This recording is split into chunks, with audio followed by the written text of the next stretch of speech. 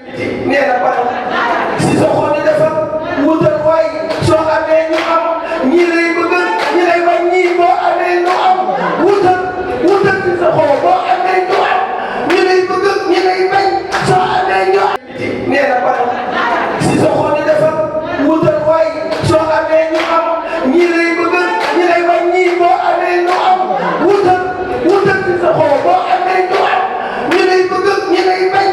Chers Sénégalais, chers amis, chers membres, chers sympathisants, chers invités, à l'entame de mes propos, je voudrais dire quel Sénégal nous voulons aujourd'hui. Dans quel pays exactement nous avons envie de vivre? Telle est la question.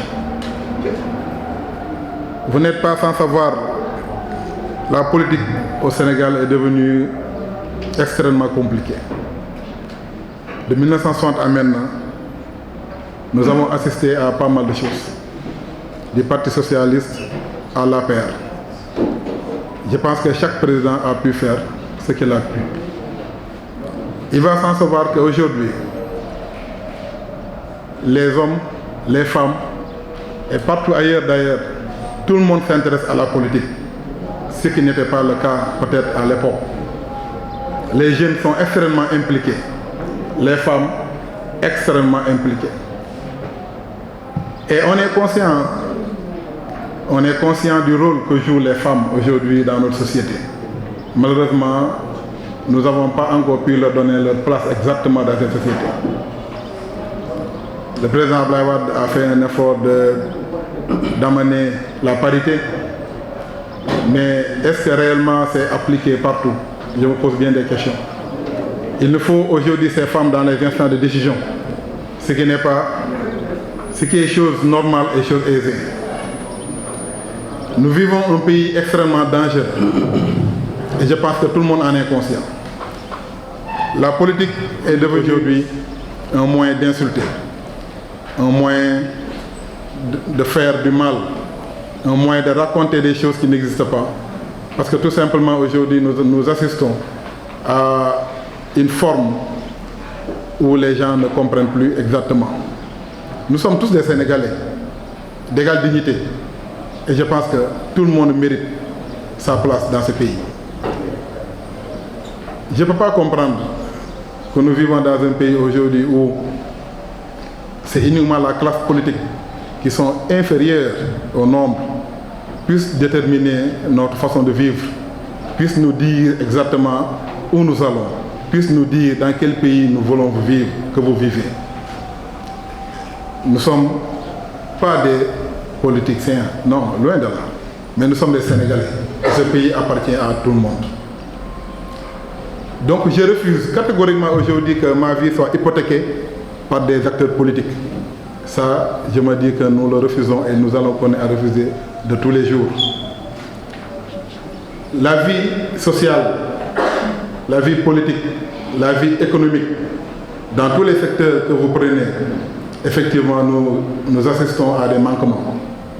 Il y a des problèmes dans ce pays, tout le monde le sait, qu'on le dise ou qu'on ne le dise pas, qu'on soit du pouvoir ou de l'opposition ou d'ailleurs, n'importe. Mais nous savons aujourd'hui que dans ce pays, effectivement, nous avons des difficultés. Et ces difficultés sont à l'origine presque des manipulations politiques que nous vivons tous les jours. Il y a lieu de se poser une question. Pourquoi je dois confier ma vie à une personne ou bien à un politicien? Parce qu'in fine, c'est nous qui leur donnons le pouvoir de diriger. C'est la population, donc c'est le peuple qui est souverain. Le peuple demande à ce que quelqu'un soit président. Ça, c'est la volonté de Dieu, mais c'est la volonté populaire. Quel genre de personne nous voulons aujourd'hui? Quel genre de pays nous voulons vivre exactement? Parce que ce pays où nous vivons aujourd'hui, que nous le disons ou pas, tout le monde est inquiet. Parce que tout simplement, le gouvernement, l'État du Sénégal et l'opposition d'une part, le pouvoir de l'autre part, prennent la vie des gens en otage. Tous les jours, nous assistons à des débats politiques, mais rien qui intéresse la population. J'assiste tous les jours à des débats politiques, jusqu'à 3 heures du matin, je n'entends pas quelle est la place du Sénégal lambda. Chacun essaie de dire que mon candidat est meilleur. Chacun essaie de dire que mon leader est le meilleur. Mais personne ne dit exactement en quoi le peuple en pense. Nous ne sommes pas là aujourd'hui pour des noms. Nous connaissons des hommes aujourd'hui politiques dans ce pays, effectivement. Depuis que nous sommes jeunes, jusqu'à maintenant, on assiste à la même classe politique. Nous les voyons du Parti socialiste à maintenant. Mais qu'est-ce qu'ils ont apporté pour ce pays réellement? Moi, c'est la question que je me pose. Donc, il y a 3 choses. Il faut l'accepter ou bien les refuser. La décision, il y a 3 façons. Soit tu prends la décision, et il faut être acteur politique pour prendre la décision. Ou bien influencer la décision, et il faut être acteur politique pour influencer la décision. Ou bien subir la décision et rester chez soi et qu'on te dit souvent qu'est-ce qu'il faut faire, et là où il faut dormir. Moi, je refuse, en tout cas, la 3e option. Je préfère être aujourd'hui un acteur et je préfère aujourd'hui dire aux Sénégalais que le Sénégal est un pays qui est libre. Chaque Sénégalais a le droit de dire « je veux ». Mais dans quelles conditions?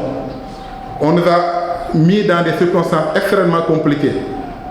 Il y a eu des dialogues dans ce pays.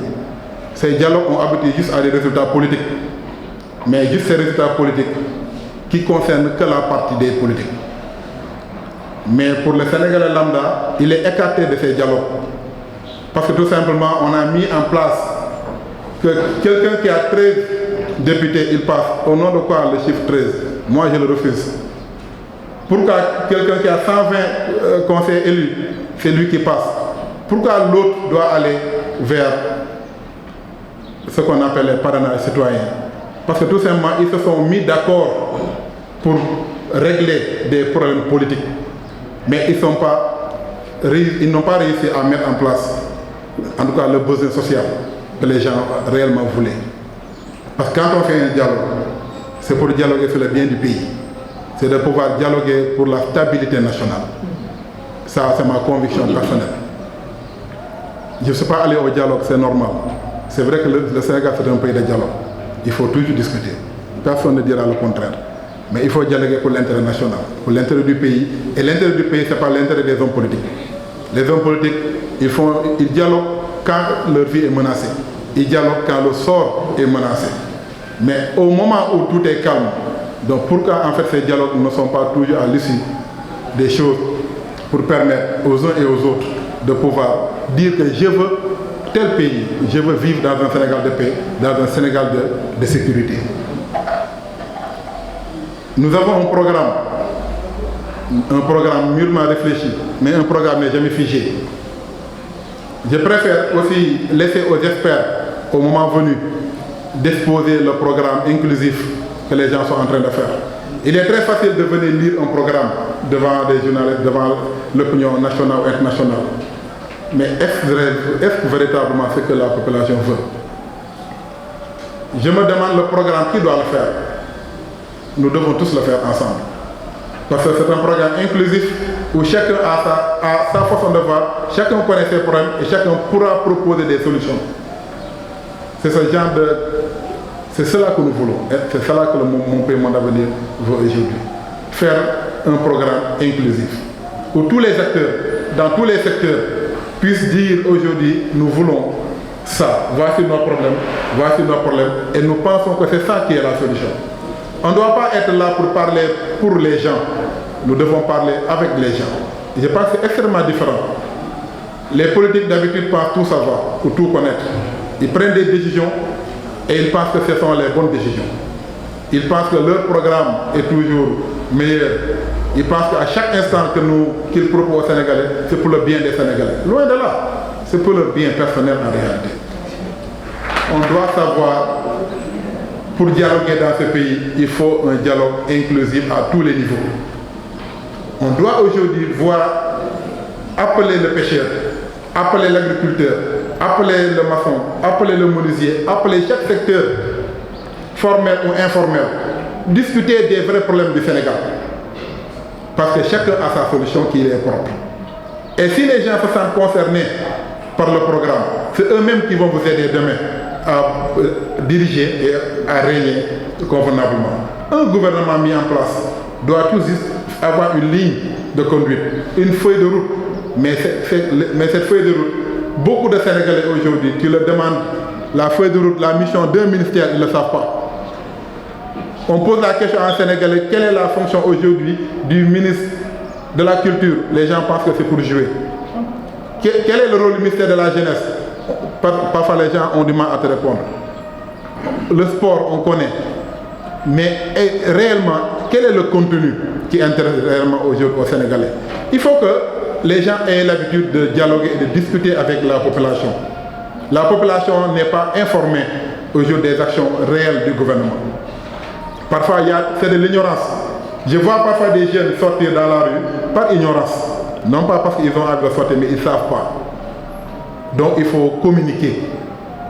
Il faut donner la bonne information au peuple sénégalais. Parce que les gens qui te donnent leur pouvoir pour que tu diriges à leur place, ils te donnent leur pouvoir parce qu'ils comptent sur vous et ils pensent que demain, tu prendras leurs préoccupations en main. C'est ce Sénégal-là que nous voulons réellement. Pas un Sénégal où des acteurs politiques se partagent.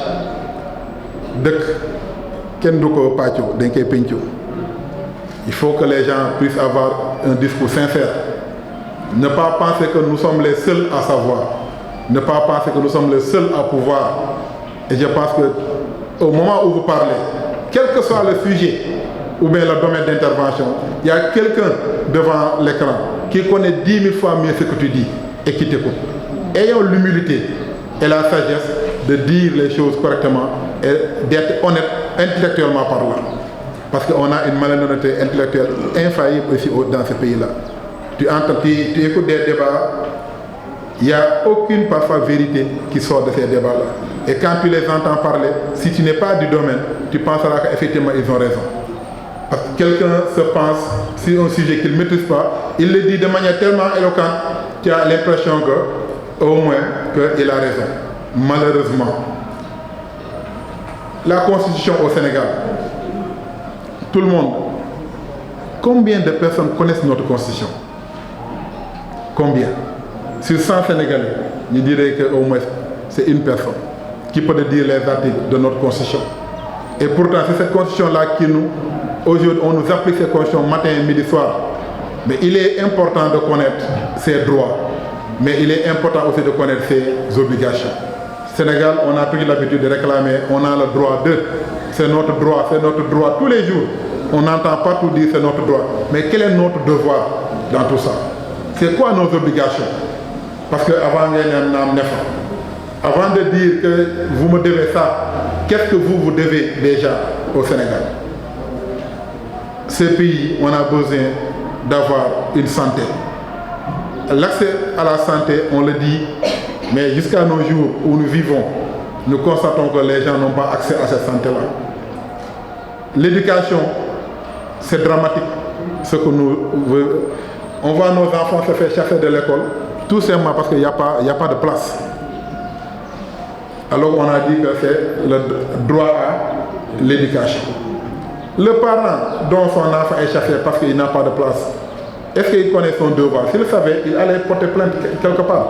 Parce que c'est une obligation pour l'État du Sénégal, quel que soit, de faire de telle sorte que chaque enfant puisse aller à l'école. Garçons et filles. Dans les zones reculées, il y a de l'abus, mais personne n'en parle. On a fait le tour du Sénégal, on a vu, et on continue à voir des jeunes qui ne vont pas à l'école. Tu demandes le pourquoi, on nous dit que c'est plein. L'école est pleine, ça veut dire quoi? Pour un droit. Tu vas pour une santé, on te dit non, si tu n'as pas les moyens de payer, l'urgence même ne te touche pas. On parle de couverture maladie universelle, mais il faut clairement aller vers l'essentiel. Toucher le problème là où ça fait mal. On a un pays qui est un peu malade, ça je peux le dire ainsi. L'éducation, la santé, la formation des jeunes, des femmes, des daras. Mais nous vivons une époque qui est extrêmement compliquée si nous voyons la vie qui est à l'extérieur. Parce qu'un pays ne se gouverne pas tout seul. Tu vas à l'étranger, tu vois que l'impact de des actions au niveau de l'étranger impactent notre pays positivement ou négativement. Ce que nous voulons, c'est demain un Sénégal où il fait bon à vivre. Ce n'est pas un rêve, c'est bien possible. Mais ce n'est pas comme le rêve qu'on nous a vendu et en nous disant qu'en l'an 2000, Dakar sera comme Paris. On est en 2024 presque. Est-ce que Dakar est déjà comparé? L'an 2000, Atum Natangé, ko am muñal, ko amul muñal. On est en 2023, ñi ngi muñ ba légui. 23 ans après. Moment bobu ñi ci judd won tous les enfants, toutes les personnes aujourd'hui presque ont 23 ans, 24 ans. De 2000 à maintenant. Et ces jeunes ont compris. Et ces jeunes, demain, c'est eux-mêmes qui vont prendre leurs décisions. C'est eux-mêmes qui vont essayer de prendre leur destin en main. Et j'ai toujours eu à le dire, la politique, ce n'est pas un métier. Loin de là. Mais ça peut aider une vie tout entière. Ça peut aider à construire une vie. Ça peut aider à construire une dignité. Et ça peut aider à construire toute une nation. Mais il faut qu'on ait au moins la sincérité de dire aux Sénégalais, un homme ne peut pas faire tout seul, tout seul. On nous fait croire à des choses qui n'existent pas. On nous fait rêver, mais on nous maintient en sursis. À chaque fois qu'il y a un problème, c'est entre des politiques. Quand le pays est secoué, ce n'est pas parce que le prix du pain a augmenté, ce n'est pas parce que le prix du gaz a augmenté, ce n'est pas parce que le prix de l'essence a augmenté, mais c'est parce que c'est des gens politiques qui s'opposent et que le pays est toujours secoué. Au nom de quoi nous devons subir. Ces politiciens ne font pas 7%. Donc ils sont extrêmement inférieurs à la population normale. Mais c'est parce qu'on les donne la latitude de parler.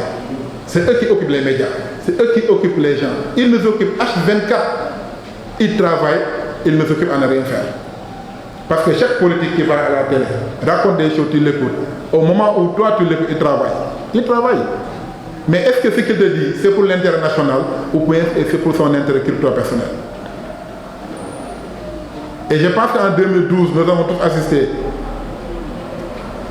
Parce que les élections au Sénégal aujourd'hui, les gens, le peuple est mature. On nous a dit la patrie avant le parti. Ça qu'on nous a vendu. Et en 2023, il faut dire, et il faut oser le dire, ça n'a pas été la patrie avant le parti. Ça a été le parti avant la patrie. Il faut oser le dire. Moi, je suis fonctionnaire, je suis agent de l'État du Sénégal. Donc je pèse bien mes mots. Je suis fonctionnaire depuis presque 2004-2005. Donc presque 20 ans, j'ai fait 20 ans dans l'administration du Sénégal. Nous avons une administration malade. Une administration qui a cessé de fonctionner presque en 2000. Donc 23 ans. Je pense que notre administration a connu pas mal de dérives. Les gens ne sont pas dans de bonnes écoles. On a des inspecteurs du Trésor, des inspecteurs, donc des administratifs. Les gens sont sortis dans les très bonnes écoles.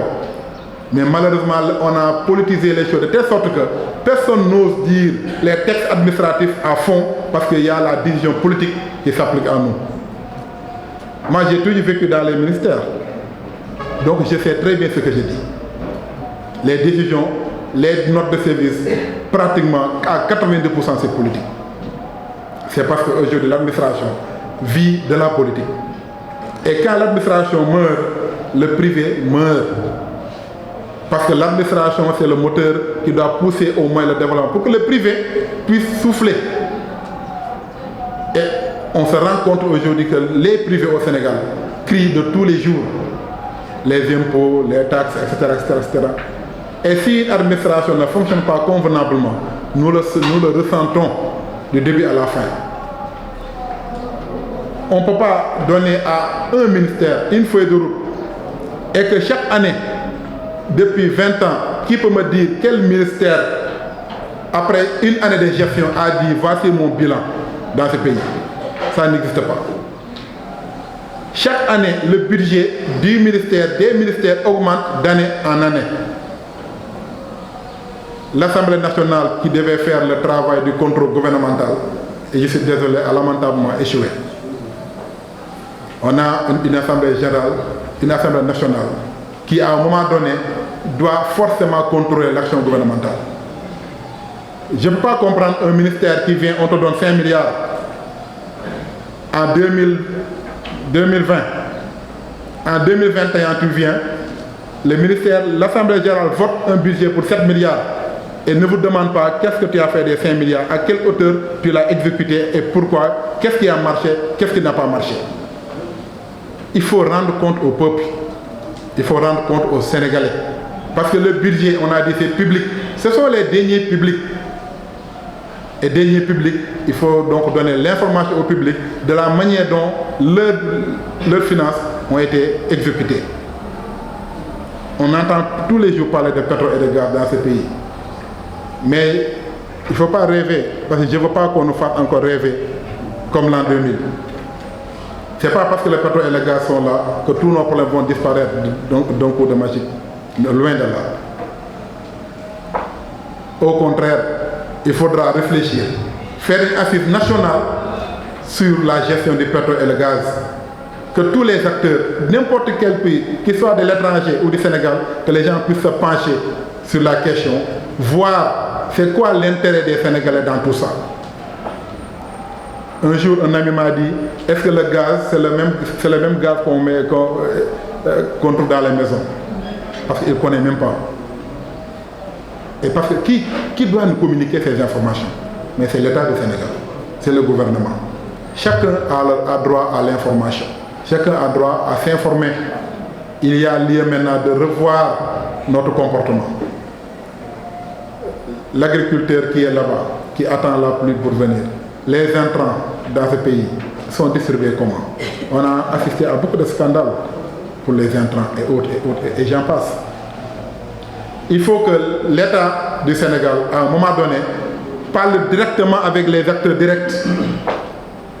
Et tant que ceci n'est pas fait, nous aurons toujours des difficultés parce que les intermédiaires causent énormément de soucis dans ce pays-là. On ne peut pas voir les agriculteurs et passer par des tierces personnes pour les donner les intrants. Revenir fixer le prix sans connaître le trajet donc de ces intrants. À chaque fois tu dis on nous a donné, c'est bon, c'est mauvais. Mais qui doit assurer le contrôle qualité de tout ça? On nous dit on a donné tant de tonnes.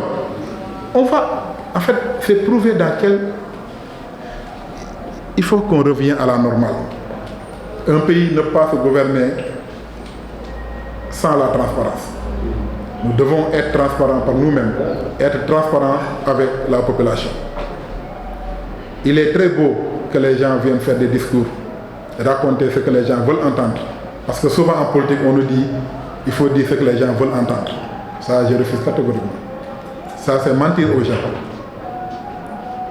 On dit souvent quand quelqu'un sait manipuler, il dit que c'est un as en politique, mais c'est un mas en truand.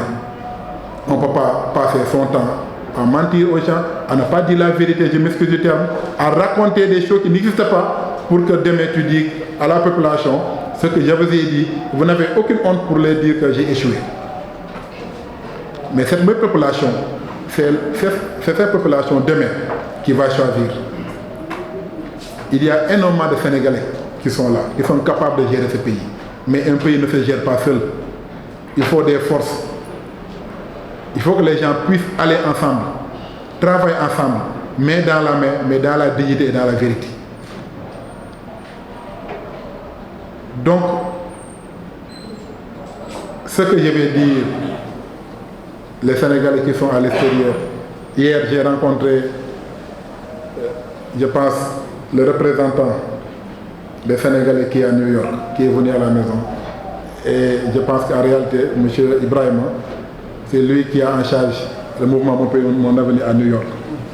Mais on sent nettement qu'aujourd'hui, les Sénégalais qui sont à l'extérieur ne savent pas où se donner la tête.